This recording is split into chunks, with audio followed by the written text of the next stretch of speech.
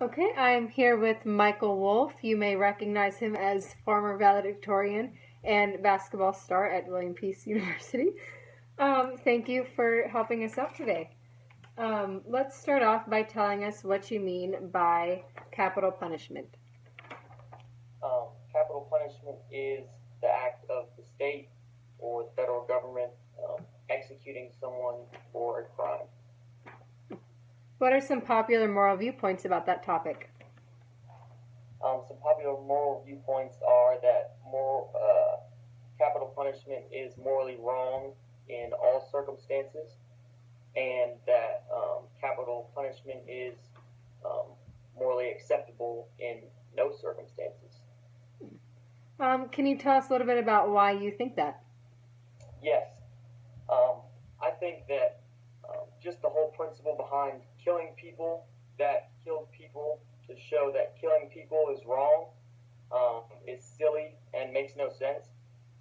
I think that the state or the government murdering someone um, just it does something to society that it humanizes the act. It gives the act of murder um, something that can be acceptable in certain circumstances. Um, and they're using it as a punishment, but they're using it as a punishment to people who kill people themselves. Um, so they're saying, you did this horrible thing, so we're going to do this horrible thing to you. And that's just not how the world works.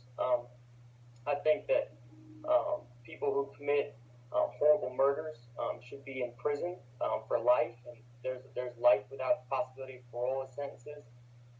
But another reason why I don't believe in capital punishment, and I think it's morally wrong, is that our justice system isn't perfect.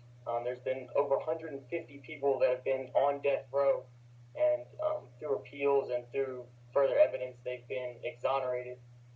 And then also, um, one of the main reasons for the death penalty was a Supreme Court decision actually in 1976.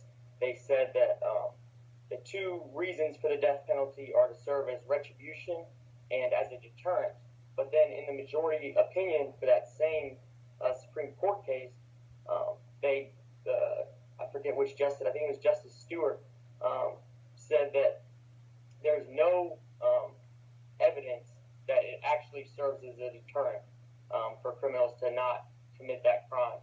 Um, but it's one of the two reasons why the death penalty is in place.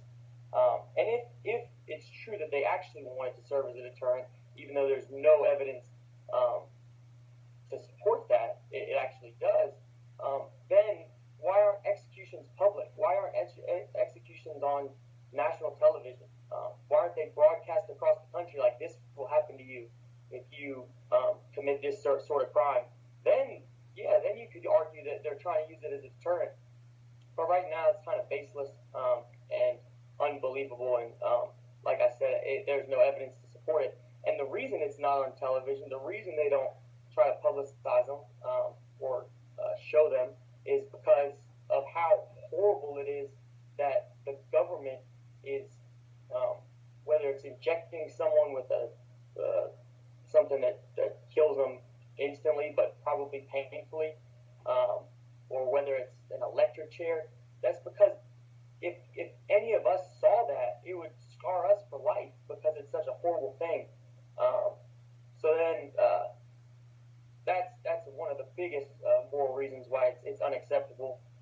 And then also it's more expensive.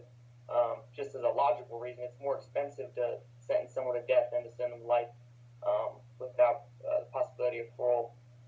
Just because of all the appeals processes that they're granted, which they should be granted, so that they're not killed without the proper going through the proper processes. So yeah, that's why I think it's morally wrong and unacceptable. Oh, well, thank you for that. Could you give us a general principle, which is a moral rule that applies to the topic in other situations too? Sure.